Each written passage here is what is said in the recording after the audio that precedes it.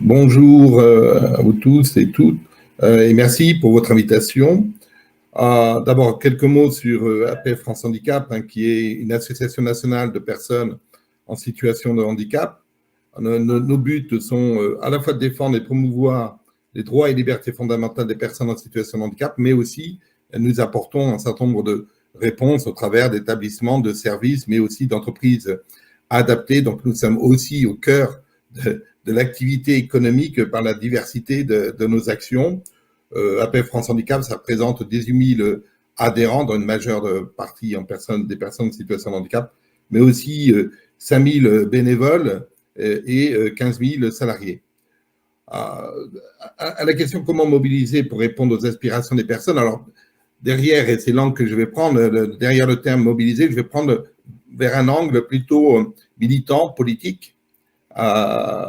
Ce que je voulais particulièrement souligner, c'était un petit peu des étapes, des mots-clés pour voir comment on mobilise. Donc d'abord, le premier, c'est la légitimité. La légitimité de l'expression d'abord des personnes en situation de handicap, ce qu'elles souhaitent, ce qu'elles demandent, c'est légitime et c'est au regard aussi de leur réalité vécue et ça s'inscrit bien dans l'intérêt général. Mais aussi, il y a une deuxième étape qui est l'expertise. L'expertise, analyser le sujet, et donc on parle d'expertise d'usage, mais c'est aussi des expertises techniques, des expertises professionnelles, des regards croisés aussi, pour reprendre l'expression. Et à partir de ce socle de légitimité, de l'expression des besoins, mais aussi des expertises apportées, il y a un enjeu, et là on va commencer à s'orienter vers des questions aussi d'alliance, mais c'est aussi la pédagogie du sujet, pour qu'il soit compréhensible par le plus grand nombre. Donc, c'est peut-être d'abord quel est le problème, comment l'exposer, mais je dirais non plus en termes techniques, mais en termes, je dirais, grand public ou compréhensible par nos partenaires que nous voulons solliciter. Et puis aussi comment y répondre, rechercher, comme on le dit aujourd'hui, des solutions, des réponses à apporter concrètes, mais aussi, et toujours dans une logique de pouvoir comment créer l'alliance après, c'est aussi dans le cadre d'enjeux sociétaux, et ne pas rester enfermé sur un sujet technique sur le handicap.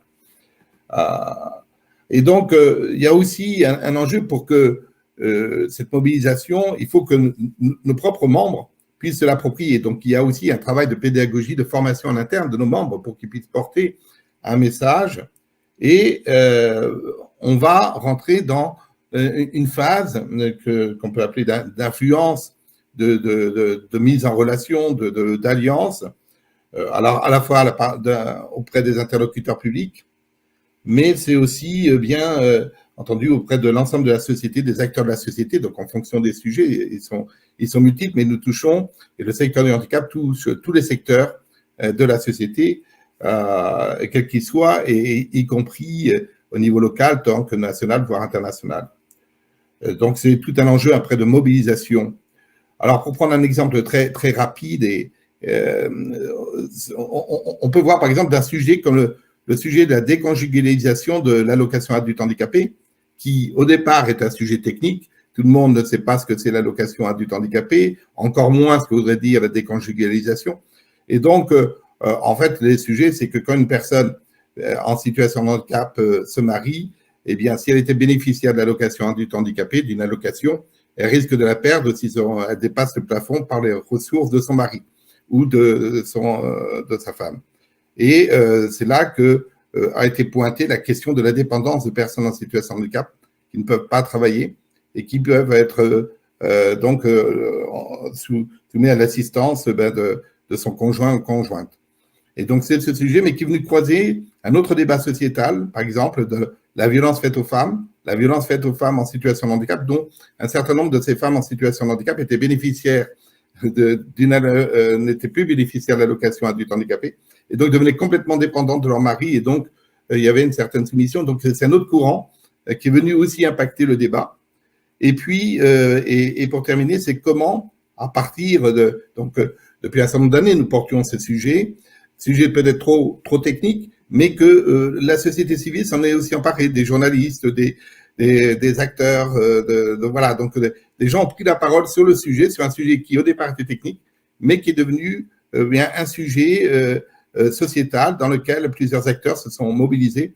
Et on voit bien l'enjeu de l'alliance qui peut à un moment faire déboucher, y compris les différents groupes parlementaires, quelle que soit l'opinion politique, se sont saisis de ces sujets, y compris le secteur de l'exclusion sociale qui a compris que l'AH était un peu différent des autres minima sociaux où les débats pouvaient être présents. Voilà un peu cette construction très rapide, mais comment, à partir de nos sujets, on va essayer de le faire partager avec le plus grand nombre. Et je dirais qu'on peut décliner ce modèle à l'infini, quel que soit le sujet.